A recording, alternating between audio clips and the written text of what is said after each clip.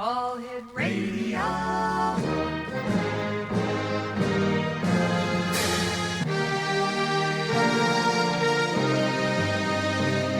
Welcome to the X Zone, a place where fact is fiction and fiction is reality. Now, here's your host, Rob McConnell.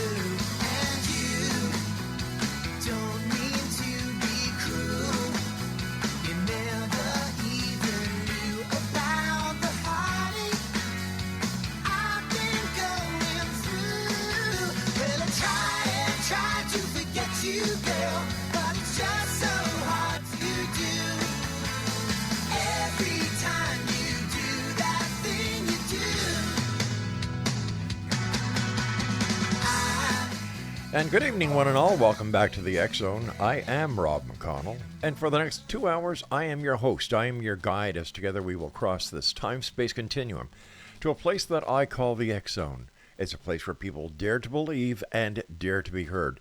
It's a place where fact is fiction and fiction is reality.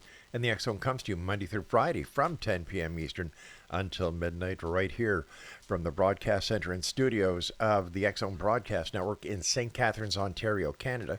And we're also broadcasting on the Mutual Broadcast Network and the Talkstar Radio Network. And in Canada, on AM 1220 CFAJ AM in St. Catharines, Ontario, on the AM radio side. And one of our main affiliates in the United States is WVEX in Midland, Michigan. If you'd like to send me an email, xzone at xzoneradiotv.com. On all social media sites, Xzone Radio TV. My first guest tonight, X-Zone Nation, is Mary Jane Allen, and we're going to be talking to her because she is an evidential medium, and we're also going to be talking to her about what it's like to be a person who actually communicates with spirits. Joining me now from Bridgewater, Nova Scotia, a fellow Canadian, Mary Jane Allen. And Mary Jane, welcome to the X-Zone. Rob, thank you so much for having me. It's a pleasure to be here tonight. It's great having you with us. Tell us about yourself. When did you decide, or when was it discovered that you were a medium? Well, it's been a bit of a journey, I have to say. I have not done an interview in a while, so pardon me, I'm a bit nervous. No problem. Just imagine the two of us are sitting down having a coffee at Tim Hortons. That sounds perfect. There you go. Honestly, I was a very sensitive child, and I remember, always being on high alert and not feeling safe in the world. And the one person who made me feel safe was my paternal grandfather. And unfortunately, it was all planned, of course, but unfortunately he died when I was 5. And my first mediumship experience happened the day of his funeral. Brother and I were taken to my grandparents' home the day of my grandfather's funeral, and I thought I was going in to see him, and I was always excited to do that. And as soon as I went in, I saw that this house was full of people in suits and skirts, and it was very formal. And the serious problem, was I couldn't find my grandfather, and I couldn't understand what was happening. And as my grandma was trying to explain to me that my grandfather was gone somewhere, and not coming back, I knew not true, because he was on my right-hand side. And I was desperately, a 5-year-old, trying to hold his hand, because that's how we were together. Whenever we went somewhere, he always had me by the hand. And he was my person, and I felt safe with him. And so as I'm being told he's gone somewhere, he's beside me. And, I still remember that to some degree, but I had so traumatic at the time, and I couldn't understand what was happening. And, I knew that I couldn't get a hold of his hand, and he looked different. And, I didn't like the way he looked. I remember that. And but it still felt like him. And, that essentially, I did some sort of, well, it was very traumatic, and I essentially blocked my mediumship abilities because it was just such a shock. And I just had no concept of what had happened. And it took many years for me to realize, what had taken place that day. I could never really grieve his death. It took me many, many years to get over it. And it wasn't until I think I was in my early 40s, and I had an Akashic record attunement because I knew that I was on a spiritual path.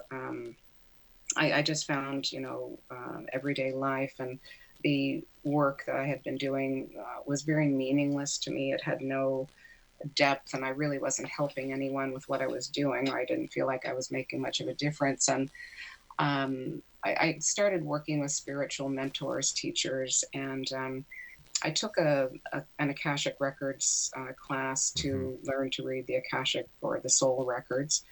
And shortly after I had the attunement for the Akashic Records class, I really wasn't sure what to expect, but I came home from shopping one day, and literally I had groceries in my hand, and I felt an urgency to go into my living room and log on to my computer. I didn't know why, but as soon as I went through the dining room with all of these groceries in my hand, I saw my grandfather lying on my sofa in the living room. So, Whoa.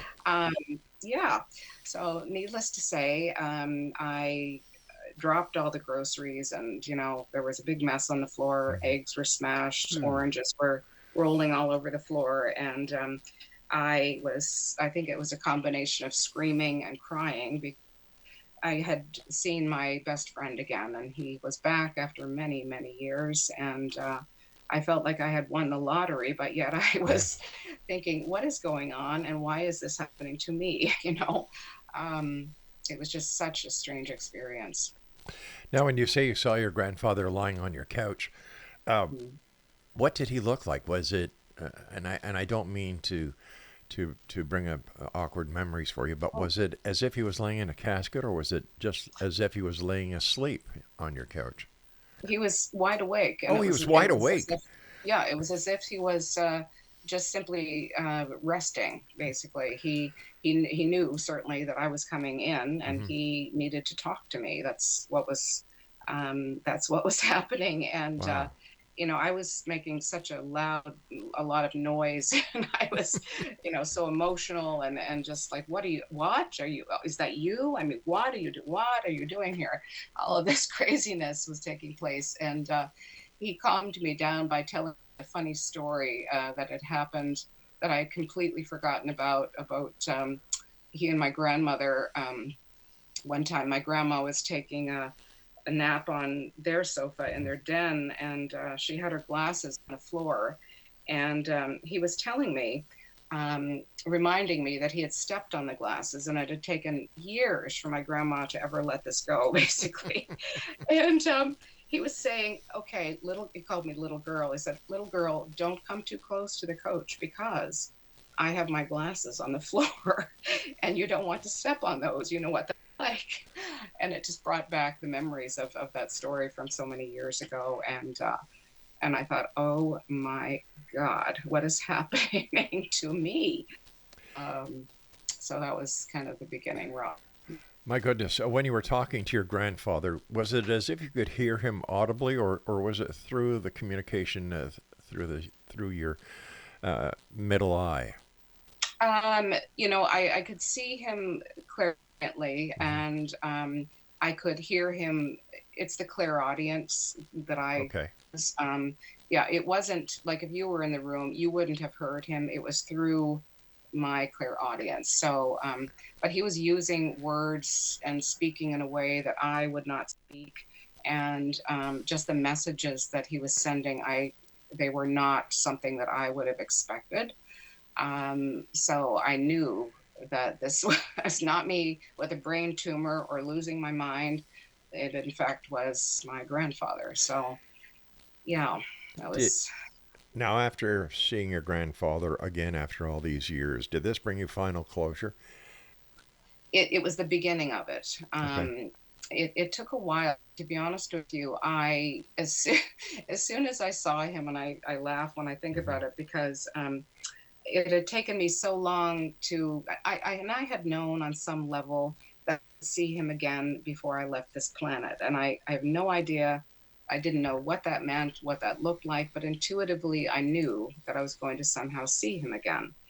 Anyhow, here he was, and once I saw him and we started communicating that day when he was lying on the sofa, I realized, oh God, well, he's going away again. I'm not going to be able to sleep. Can I even close my eyes? I'm not sure what's going to happen tonight. You know, I went into a panic, and then he reassured me he was not going. He was going to always be there. Whenever I focused on him, he would be there, and sure enough, it was true. So that was the beginning of the healing for me around his death. Yeah. That's very warming to hear of such a wonderful thing happening after all those years. Yeah. I could only imagine coming home and walking into the living room and seeing my mom, who passed away, laying on the couch. I would be in shock. I would be in awe. Mm. And yet it would be such a heartwarming experience. Yeah, it truly was. I think for me, it was the most healing thing that I could have ever happened Hmm. to me. And I was, had a spiritual mentor at the time. I was telling her about it, and I don't, I don't feel like there's something wrong with me.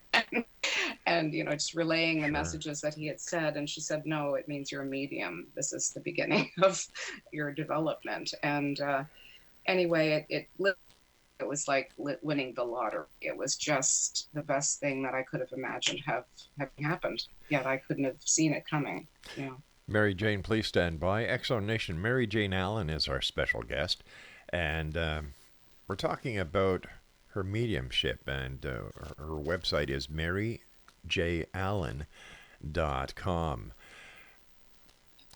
Whether you're a believer, Exo Nation, or whether you're a skeptic, until you have the experience yourself, or until someone that you really, really trust has that experience, there are times when what we talk about here on the Exxon, you're going to have a problem believing.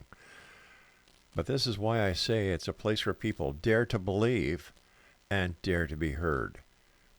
After all these years doing this, I have heard so much that it is very hard for me to doubt that all these guests that we have are telling me anything but the truth. We'll be back on the other side of this commercial break as the X Zone continues with yours truly, Rob McConnell, from our broadcast center and studios in St. Catharines, Ontario, Canada. Check us out online at www.xzbn.net and Classic 1220. And it's streaming at classic1220.ca.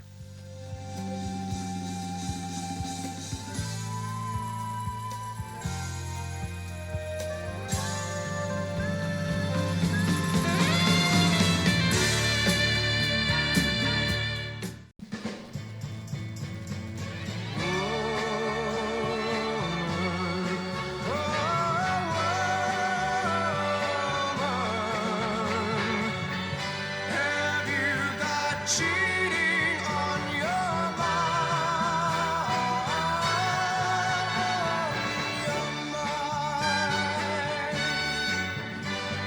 Something's wrong between us that your laughter cannot hide, and you're afraid to let your eyes meet mine. And lately, when I love you, I know you're not satisfied.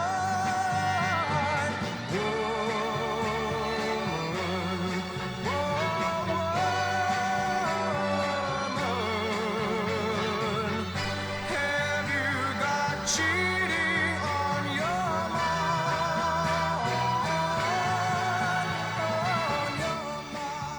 Exonation, Mary Jane Ellen is our special guest, and she is an evidential medium in Bridgewater, Nova Scotia. And we were talking in the first segment about how her mediumship was developing. And I will tell you something, Exonation. I've been listening to these psychics and mediums who come on the show and tell their story, and I get email from very few people say, "Oh, come on, Rob, how can you believe it?" Da da da da da. And my reply to these people is very simple. I was not there. But when you hear the story of the event from these people, there is no way that you can doubt what they're saying. Just imagine walking home with groceries in your arms, and you get a sudden urge to go and turn your computer on into your living room, and there lying on the couch is a departed loved one. How would you react? What would you think? What would you do? Please have some empathy and put yourself in the position that these psychics and mediums put themselves in all the time. There are many who do not have a choice in life in becoming a medium or a psychic. So we have to listen with our hearts when it comes to certain things in life. Not everything is black and white. And Mary Jane, thanks for joining us tonight. Thank you so much, Rob. Are you okay?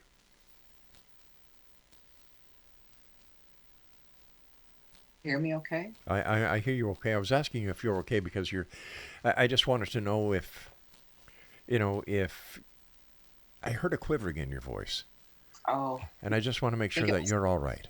I'm okay. Actually, Okay. I think it was the connection. There's a bit of a delay or something. But thank you. There was a quivering earlier, but I'm doing fine. Thank you. What do you feel the purpose of mediumship is? With all of the experiences I've had, I seriously feel that it's about healing grief. That's probably number one for me, because there is nothing, grief, I think for most people is one of the most painful that can happen in this physical life. And, there is nothing like sitting down with someone, a client, a sitter, and connecting to someone that they really need to hear from and getting extremely specific, very personal information from the person who has departed, or the spirit communicator, as they're also called, and seeing the look on the client's face when you present this information. It's still, it's just such a feeling of gratitude for me, because I know what it means to people, and I've seen it. I've seen that look so many times. And there really is nothing like it, because it's telling the person that their loved one is still with them. They're not gone away. They're not up in some far and distant land. They're just, and I'm connecting to them. And, when you give someone really specific evidence, personal information, personal evidence, such as,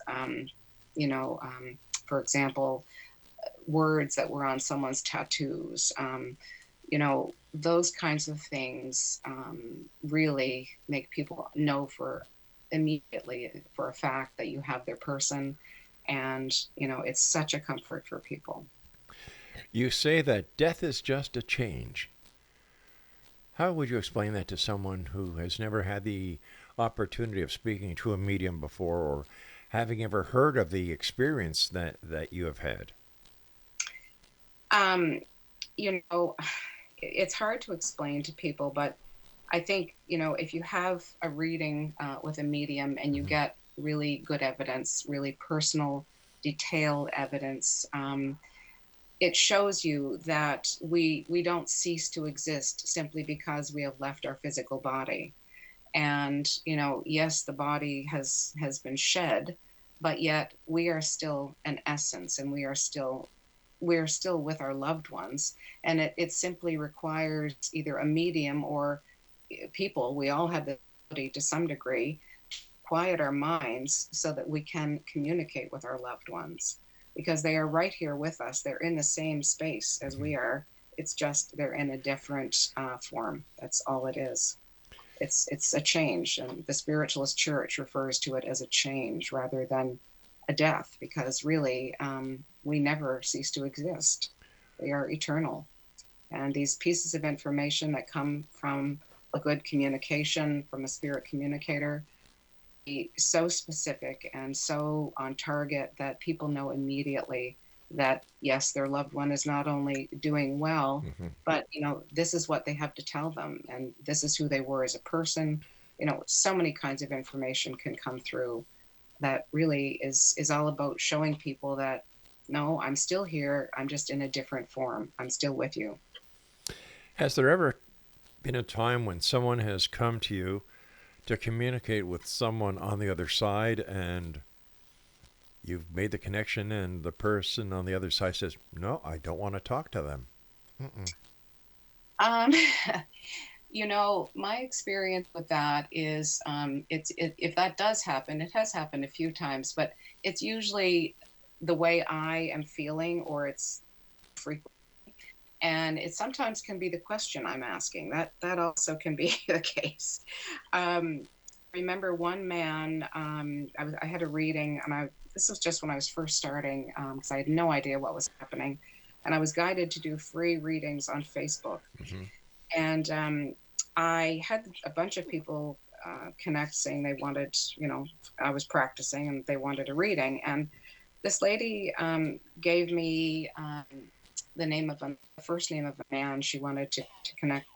And that time I was so nervous about doing readings, and the communicators would come to my apartment before, like earlier in the day, and give me a piece of evidence so that I could then have the confidence to start the reading later, which does not happen now. But anyway, this man came to me, and I said, "Oh, okay, you are here.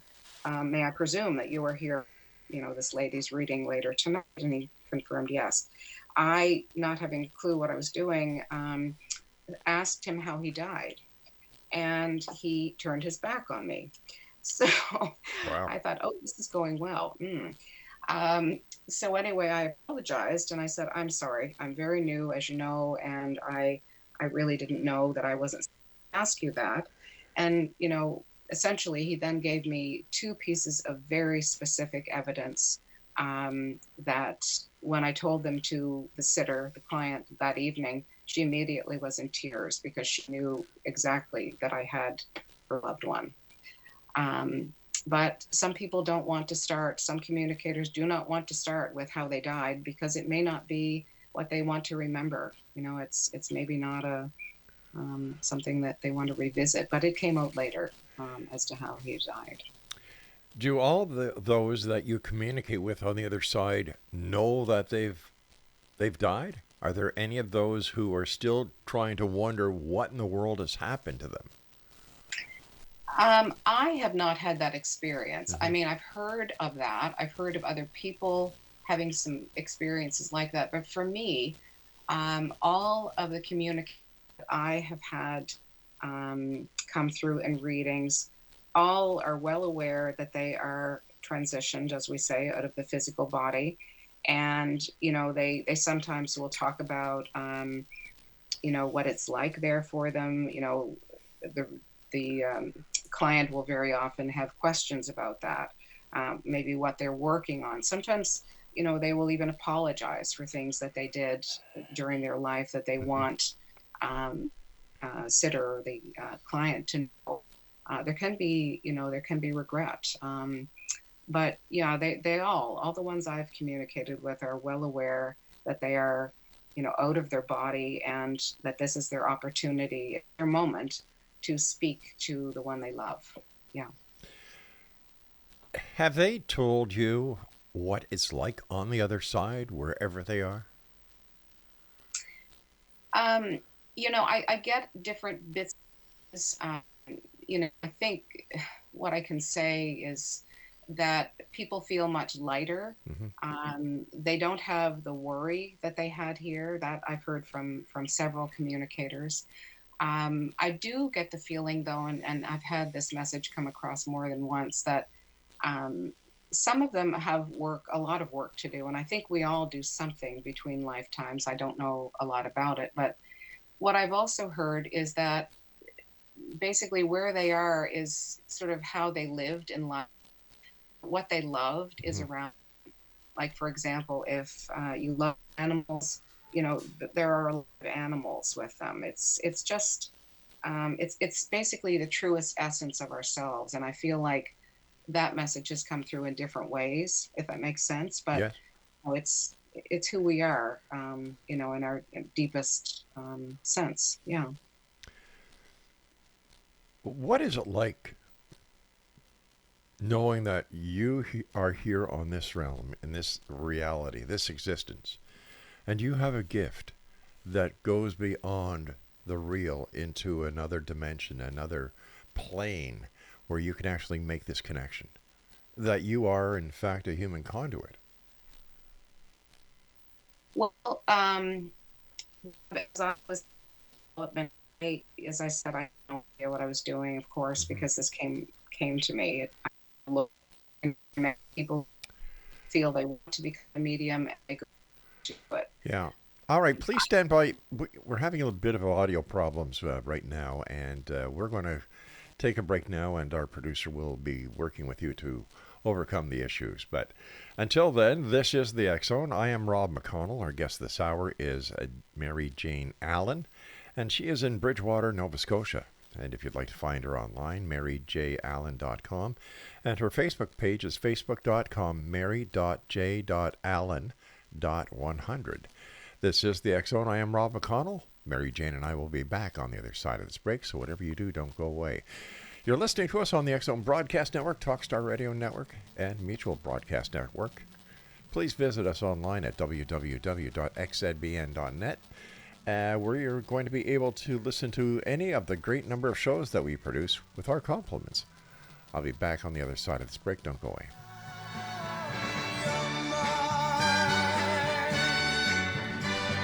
Something's wrong between us that your laughter cannot hide, and you're afraid to let your eyes meet mine.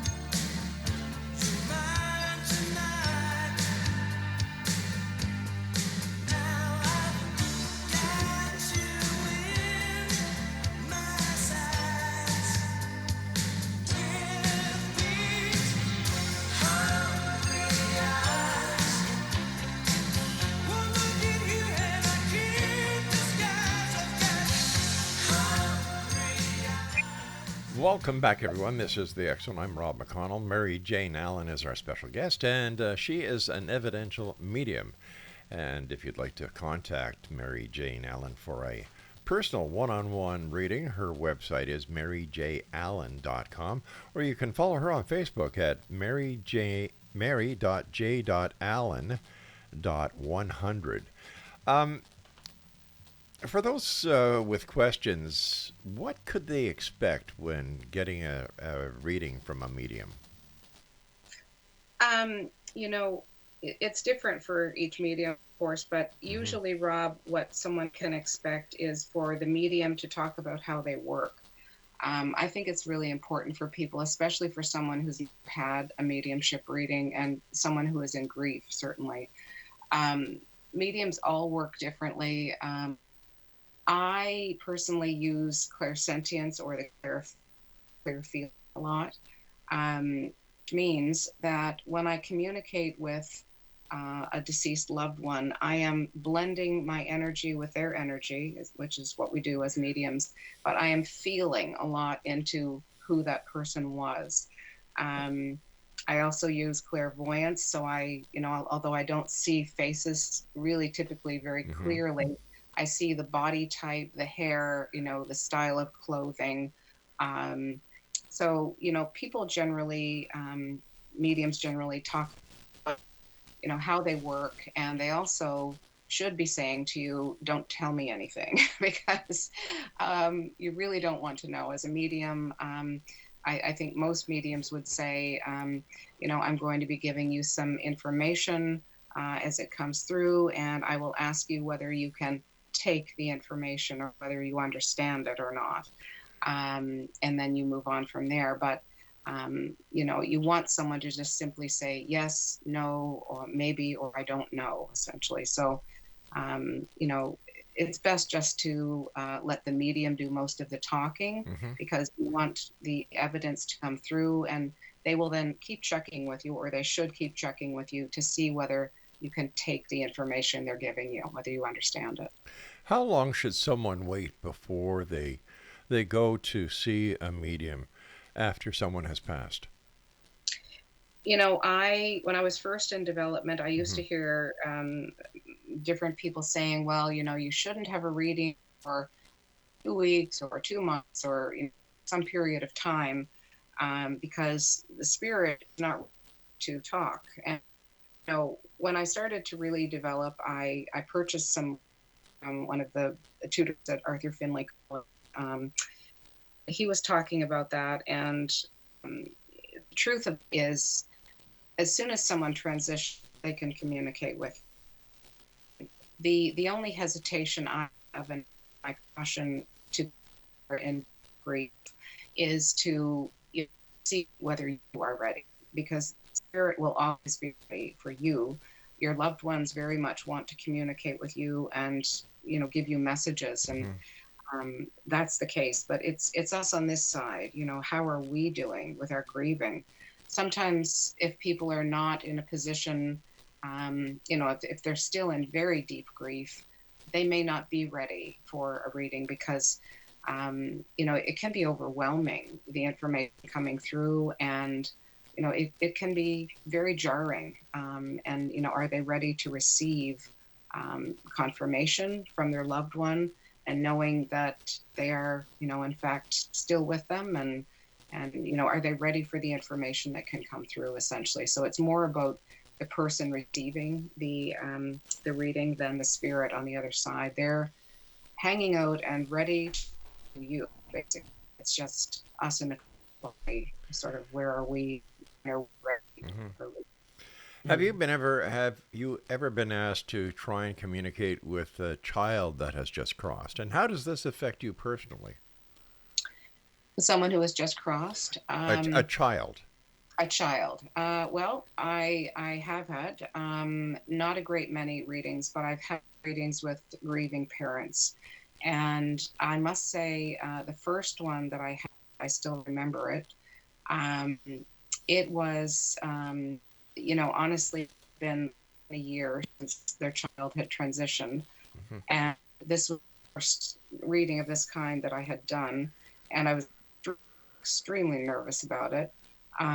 Yet I knew I had to do it. And I had booked it sort of, I think it was sort of a week or 10 days out. And I, I was preparing myself, and I was receiving information from um, throughout the 10 days that had led up to the reading. Um, Even specific information, such as, I was out walking, and I had a very, well, horrific sensation in my body. I thought I was not okay. But it was this young person showing me, this is how I died. And this will happen with me. And get the feeling in our body of what was happening to them as they were transitioning. Um, And, to be honest with you, the reading, uh, it was it was a great jump for me. It was a big test of faith for me. It was very healing for them. They reached out to me afterwards. It was extremely emotional for both of them. I think it was very draining, but a lot of evidence came through. They knew exactly that I had their child. There was no question. There were a lot of very specific pieces of information. And I was extremely grateful for having had the experience and also for the healing that I was told it brought them. And I could see it in their faces. Oh my gosh. But it was very draining. I can. The first one was really tough, especially with two parents. Two people in heavy grief. It's a lot, to be honest with you. But I was extremely grateful to have had the privilege for their child for them. How do you prepare yourself for these readings and afterwards? It must be very draining on you, both physically as well as psychologically. So how do you get back to a proper state of being you? Yeah. Well, I've just decided, I kind of just, I know, okay, I have a reading tomorrow or something. And Hmm.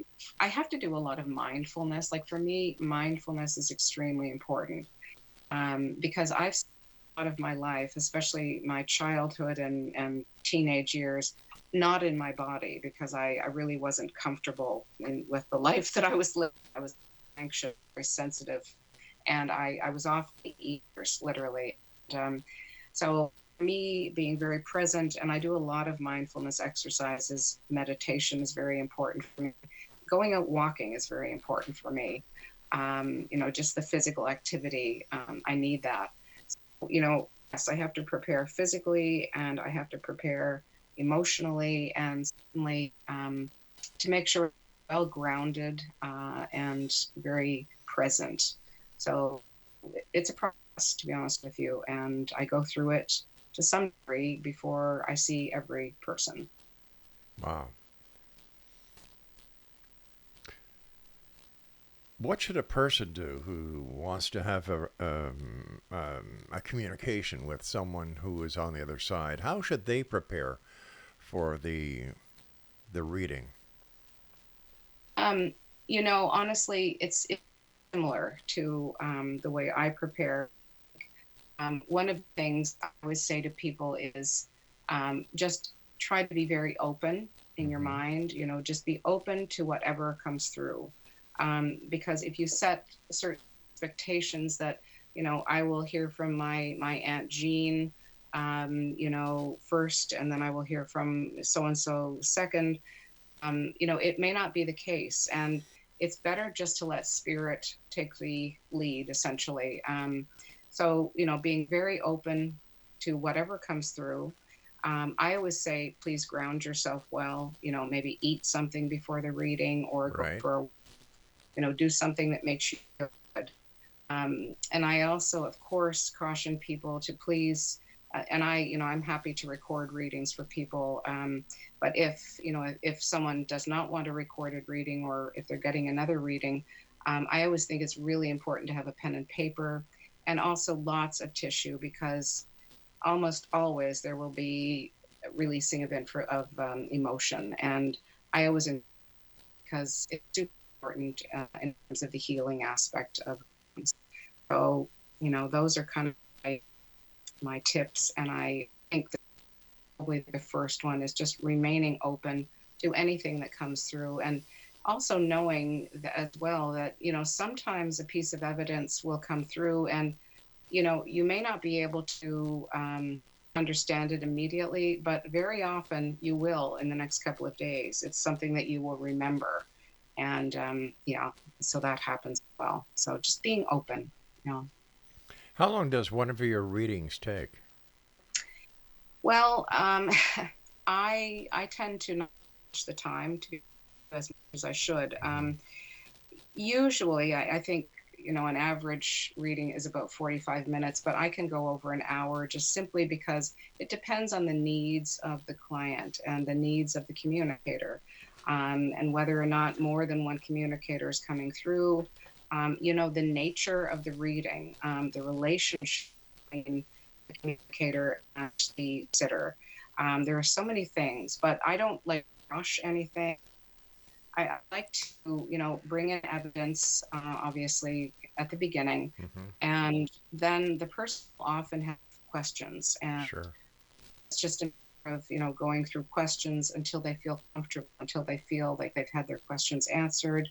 Um, so, for me, 45 minutes to an hour and 15 minutes, literally. So I try to, just do what I need. So I'm here to help. Jane, as always, when we have an interesting guest, time goes by so fast. I want to thank you so much for joining us tonight. And Exonation, if you'd like to contact Mary Jane Allen for a private one-on-one consultation, her website is maryjallen.com. That's MaryJallen.com. And her Facebook page is facebook.com/Mary.J.Allen.100. I'll be back on the other side of this break as the X Zone continues with yours truly, Rob McConnell, from our broadcast center and studios in St. Catharines, Ontario, Canada. Don't go away.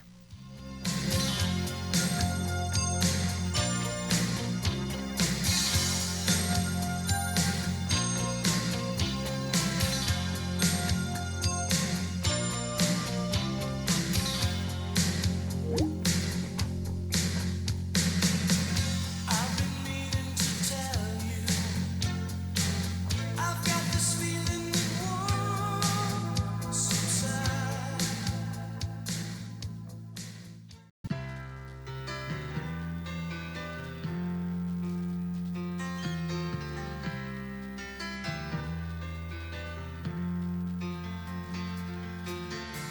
Don't wish it away, don't look at it like it's forever. Between you and me, I could honestly say that things can only get better. And while I'm away, dust out the demons inside.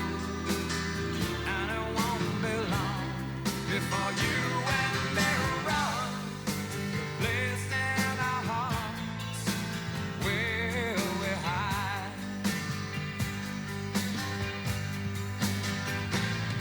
And I guess that's why they call it the blue. And welcome back, everyone. This is the X Zone. I am Rob McConnell. And unfortunately, we had to terminate our call with Mary Jane Allen early because of the communications issues that we were having. Apparently, there is a storm happening where she is. And what we will do is we will bring Mary Jane back on in the future when we know that there are clear skies and that the winds are and the gods are saying, all right, to this medium, go back on the X Zone. So what I'm going to do now, a couple of months ago, our chief engineer said, Rob, why don't you play a couple of your best clips that you have in the X Zone library since you've been doing this for so long. Play us one of your clips, and let the listeners know that, it's not all doom and gloom. It's, we're not all about the end of the world, that we do have fun here on the X Zone, and we have had a lot of fun over the years. So what I would like to do right now to give you an example of some of the fun that we've had is play a clip. Now, just imagine you want to have some fun with a psychic. This is called a prank psychic phone call.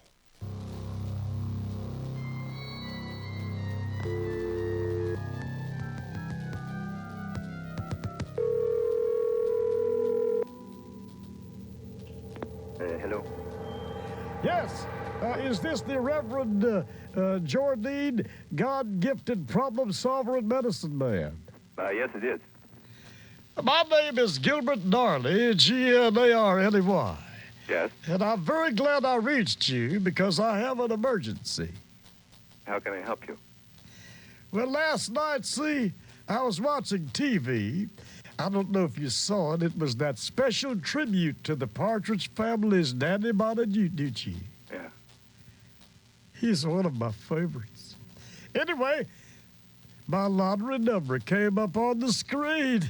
Your what? My lottery number. And, at first I didn't believe it, but then I realized that those were the numbers that I play every week. Well, brother, how can I help you? Well, I can't find the ticket. And I was calling you because I think you're a psychic and you do voodoo curses and psychic stuff. I'm a psychic, yeah. I was wearing my blue coat. I know that when I bought the ticket. And you know the one I'm talking about, the blue coat with the brass buttons with the anchors on them? Yes, I do. Yes, yeah, that's the one I wear. Yeah, I knew you would know that. See, okay, now, I think I put that ticket in the jacket breast pocket, but I cannot find the jacket, see? Yeah. And I always hang the jacket on the rack in the front hall. So that I can't find it. Listen, I think I can help you. Oh, that's wonderful. Okay, but first you're going to need to do something for me, okay? So I'll be more than anything. You're going to need to send me your name and your address, and you're going to need to send me a money order. I don't want cash, no, okay? I don't want cash. No cash, you okay. just... You send want me a money order for money two. order. Send me a money order for I can get that in the drugstore. Yeah, send me a money order for two. No, wait a minute. How much did you say you were going to win in this? Oh, I could win upwards of over $100,000. Okay. Now, I tell you what I'm going to... Oh, wait a minute. Now, see, the only problem is we would not be able to do this because, see, I've got to have that lottery ticket by noon tomorrow, and I don't have time to send you anything. You're just going to have to trust me. I can't help you until I get the money. Well... Yeah, I realize because, this is a business. And, I mean, you do this, your God-given talent, you must... I'll tell you, I don't understand why I can't find it either, It could have been my maid. I have this wonderful lady who is a house lady that helps me out. She's Portuguese or Siamese or something like that. She doesn't speak any English, and she moves my things around all the time. I was thinking maybe she may have misplaced my jacket. She's such a strange lady. Even when she irons, she doesn't iron clothes. What she does is she'll take your pants or your coat or something, and to iron it, she puts it between the box springs and the mattress of the bed.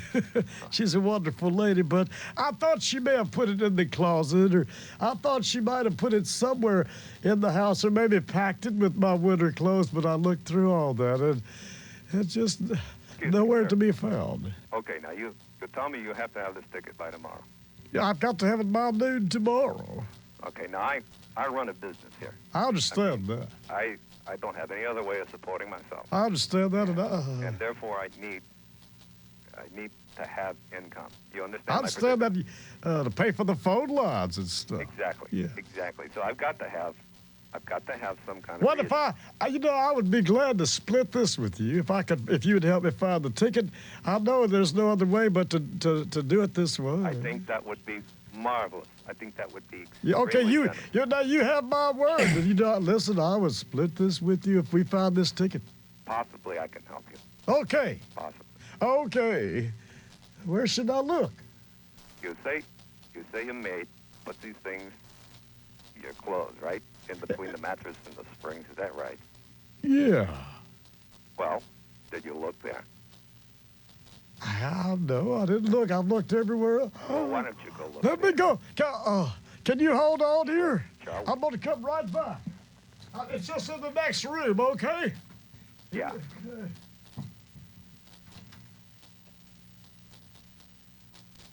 Oh, joy! Oh, wonderful! This is great! I can't believe it! I found it!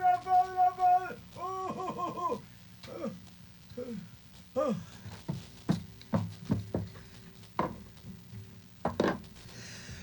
Reverend Jardine? Yes, sir. Yes. It wasn't there. Oh. No, wait it wasn't there. Wait a minute. Yeah. I heard you. What? I heard you say that you found it. You were Well, no, no, you know what? What was? I was seeing when I was in there. So I just remembered what I was going to have for lunch. Pimento cheese sandwiches. I love pimento cheese, and I always get very happy when I remember I'm going to have pimento cheese sandwich for lunch. But no, I guess I didn't found it. But thanks a lot for the help. I don't think you're playing fair with me. I don't think this is proper. Well, I wish I'd found it. I really wish I had. Well, I got to go have my pimento cheese for lunch now. It's been real nice talking to you. Okay, no, I really didn't find it. I wish I had. Gee whiz, okay. And there we have it, a psychic prank phone call. Every time I listen to that, I just can't help myself to smile and have a good couple of chuckles. Now, the next song I'd like to play is written and produced and as well as performed by Michael Horn. Now, Michael Horn is the the North American media representative for the Billy Meyer Society. Billy Meyer is a gentleman in Switzerland who has had contact with the Pleiadians, he claims. And he has a growing number of followers. In fact, there are those who actually believe that the Billy Meyer Society is a cult. So this is Michael Horn. He's a great guy. He loves life. He loves the planet. And what he wants to do is make a difference. So this is Michael Horn's song entitled Earth Changes.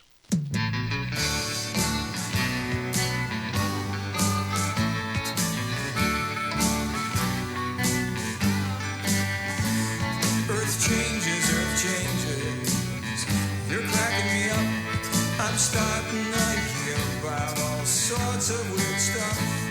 It's the bombs, it's the comets, it's the dark days upon us. So say the folks who all quote Nostradamus. Earth changes, oh prophets of doom. It sounds like disaster is your favorite tune. If it makes you feel better, get it out of your system and tell us about the next big cataclysm. Okay, the poles they will shift and volcanoes will bellow. LA's gonna disappear, New York turn to jello. There'll be tidal waves, earthquakes, fissures and crises. The earth's gonna be screaming, we can all kiss my axis goodbye. Earth changes. If it's like they said, then there's no use hiding out under your bed. But don't get depressed and run off to the bottle. The earth's trying to tell us it's time to remodel. Earth changes. Let's greed will be nifty and house up our peace for a big polar shifty. A whole lot more love and a big dose of patience. Coming alive to the joys of creation. Earth changes, and so can we. For all of the changes are in you and me. With so much sweet love, is it really surprising? A new earth is dawning upon the horizon. Earth changes. Earth changes. Earth changes. Earth changes. Earth changes. And there we have Michael Horn's Earth Changes. That song it says it all, and we really have to take care of this planet. Unfortunately, industry, greed, industrialism, wars have taken its toll on Mother Earth. And we all need to do our share in keeping this planet alive, bringing it back to good health, because this planet is going to be the only place our children, our grandchildren, our great-grandchildren will know as home. And we owe it to them.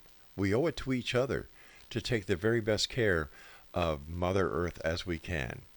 I'll be back on the other side of this break as hour number 2 starts here in the X Zone with yours truly, Rob McConnell, from our broadcast center and studios in St. Catharines, Ontario, Canada. As I said, we had to cut short the interview we had with Mary J. Allen because of communication issues, but we'll get her back. And if you'd like to visit her online, visit her website at maryjallen.com. This is the X Zone. I'm Rob McConnell. You're listening to us on the X Zone Broadcast Network and on Classic 1220 CFAJ AM in St. Catharines, Ontario, Canada, streaming at classic1220.ca.